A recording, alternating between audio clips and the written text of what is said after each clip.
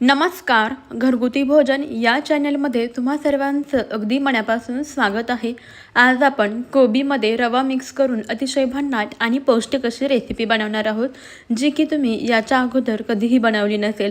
चला तर मग मंडळी, याचं आपल्याला काय बनवायचं आहे ते पाहण्यासाठी व्हिडिओ जरासुद्धा कुठेही स्किप न करता अगदी शेवटपर्यंत नक्की पहा. वेळ न घालवता आपण लगेचच आजच्या रेसिपीला सुरुवात करूया. सर्वप्रथम इथे आपल्याला कोबी घ्यायचा आहे. आता कोबी आपण कट करून घेऊया. जितका आपल्याला लागणार आहे तेवढा चिरून घ्यायचा आहे. अशा पद्धतीने कोबी चिरून घेतला की याला ना असं उभ्या आकारामध्ये पातळसर असं चिरून घ्यायचं आहे. पहा, या पद्धतीने आपल्याला कोबी संपूर्ण असा कट करून घ्यायचा आहे आणि यानंतर याला असं मोकळं सुट्टा करून घ्यायचा. आता एक मध्यम आकाराचा कांदा घेतलेला आहे. कांदासुद्धा आपल्याला छान बारीक असा चिरून घ्यायचा आहे. यामध्ये आपण भरपूर भाज्या घालतो, त्याच्यामुळे हा पदार्थ आणखीनच पौष्टिक बनणार आहे. कांदा चिरून झाला की आता इथे मी घेतलेली आहे शिमला मिरची, म्हणजे ढोबळी मिरची. हिलासुद्धा अगदी बारीक असं चिरून घ्यायचं आहे. यानंतर कोथिंबीर घेतलेली आहे. कोथिंबीरसुद्धा छान बारीक अशी चिरून घेतली.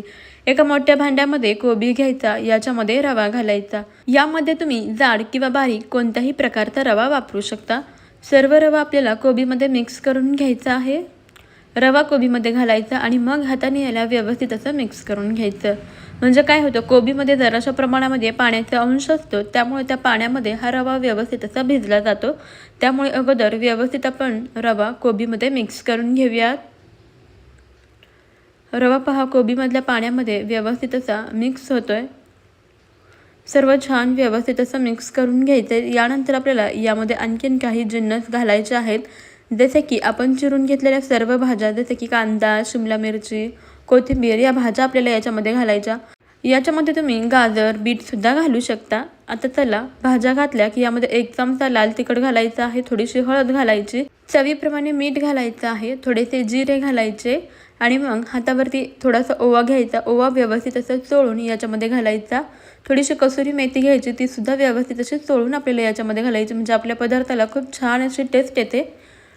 आता यामध्ये आपल्याला 1 चमचा बेसन पीठ, म्हणजे चणा डाळीचं पीठ घालायचं आहे आणि हे सर्व जिन्नस व्यवस्थित असे मिक्स करून घ्यायचे, एकजीव असं करून घ्यायचं आहे.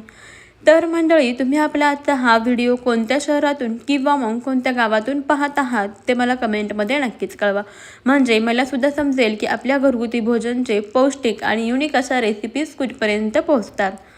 तर पहा, आपण इथे हे सर्व जिन्नस व्यवस्थित असं मिक्स करून घेतलेलं आहे. या भाज्यांमध्ये हा रवा आणि बेसन व्यवस्थित मिक्स झालं की याच्यामध्ये आपल्याला थोडं करत पाणी घालायचं. अगोदरच आपण मिक्स करून घेतलं ना तर काय होतं, पुढे आपल्याला किती पाणी वापरायचं याचा अंदाज येतो. तर अगदी 2 ते 3च चमचे इथे आपल्याला पाण्याचा वापर करावा लागतो. जास्त पाणी वापरायची सुद्धा गरज पडत नाही. भाज्यांमध्ये ओलावा असतो, त्याच्यामुळे अगदी कमीत कमी पाणी वापरायचं आणि हे सर्व जिन्नस व्यवस्थित असे मिक्स करून घ्यायचे. तर पहा, इथे आपण अगदी 2 ते 3 चमचे पाणी वापरून व्यवस्थित असं हे मिक्स करून घेतलेलं आहे. छान असं एकजीव करून घेतलेलं आहे. मिश्रणाची कन्सिस्टन्सी पहा अशा मध्यम स्वरूपाची आहे. याच्यामध्ये आणखीन ओलावा आहे, पाणी आहे. आता यामध्ये आपल्याला 2 चमचे गव्हाचे पीठ घालायचं आहे आणि व्यवस्थित मिक्स करून घ्यायचं आहे. गव्हाच्या पिठाऐवजी इथे तुम्ही तांदळाचे पीठ वापरू शकता किंवा ज्वारीचे पीठ किंवा बाजरीचं पीठ, कोणत्याही प्रकारचं पीठ वापरलं तरीसुद्धा चालेल. पहा, याच्यामध्ये आपण 2 चमचे गव्हाचं पीठ घालून छान व्यवस्थित असं मिक्स करून घेतलेलं आहे आणि आपलं मिश्रण अशा स्वरूपाचं तयार झालं. आता यामध्ये आणखीन 1 चमचा पाणी घालू आणि मिश्रण जरा पातळसर, म्हणजे मध्यम स्वरूपाचे बनवून घेऊया. जास्तही पाणी घालायची गरज पडत नाही. गरजेनुसार फक्त 1 ते 2च चमचे पाणी वापरून हे मिश्रण व्यवस्थित असं भिजवून घ्यायचं आहे. पहा, अशी याची कन्सिस्टन्सी झालेली आहे. त्यामुळे अगदी चमचाभर असं आपण याच्यामध्ये पाणी घालूया आणि याला व्यवस्थित असं मिक्स करून घेऊया. आता व्यवस्थित मिक्स करून झालं की तुम्ही इथे आपल्या मिश्रणाची कन्सिस्टन्सी पाहू शकता. मध्यम अशा स्वरूपाचं आपलं हे मिश्रण तयार झालेलं आहे.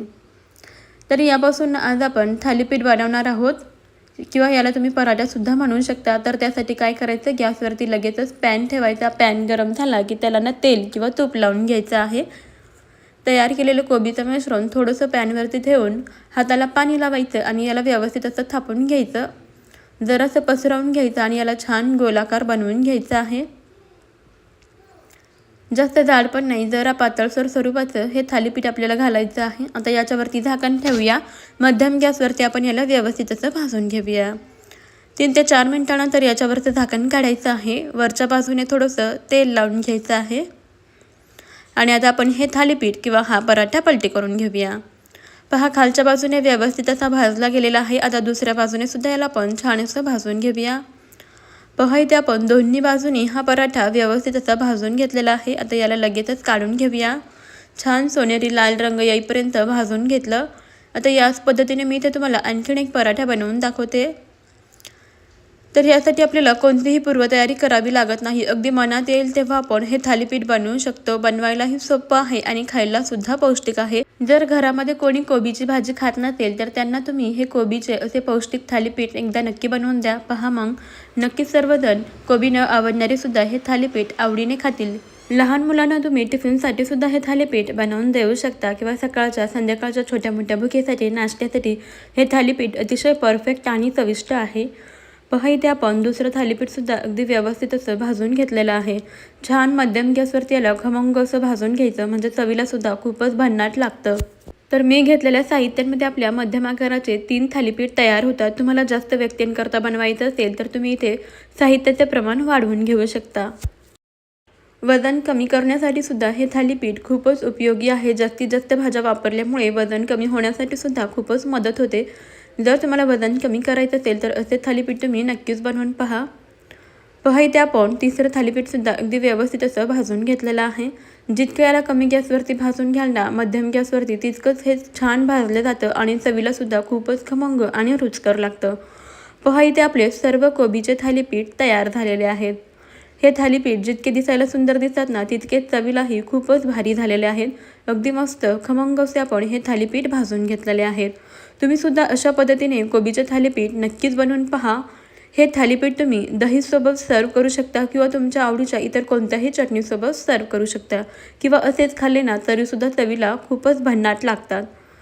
पहा मी तुम्हाला थालीपीठ तोडून सुद्धा दाखवते. अगदी मस्त असं तयार झालेलं आहे आणि नेहमीप्रमाणे बबूची ते मध्ये मध्ये लुडबुड चालूच आहे. असो तर तुम्ही सुद्धा अशा कोबीचे थालीपीठ नक्की बनवून पहा. मला खात्री आहे तुम्हाला आपली आजची ही रेसिपी नक्की आवडली असेल. जरासुद्धा आवडली असेल तर एक लाईक नक्कीच करा. कशी वाटली ते सुद्धा मला कमेंटमध्ये कळवा आणि आपल्या घरगुती भोजन या अस्सल मराठमोळा चॅनलला जरूर सबस्क्राईब करा. त्यापुढील बेल आयकॉनसुद्धा प्रेस करा म्हणजे आपल्या येणाऱ्या नवनवीन आणि युनिक अशा रेसिपीचे अपडेट सर्वात अगोदर तुम्हाला मिळतील. चला मंडळी भेटूया नवीन रेसिपीमध्ये. तोपर्यंत खात राहा, मस्त राहा, सर्वात महत्त्वाचं हेल्दी राहा.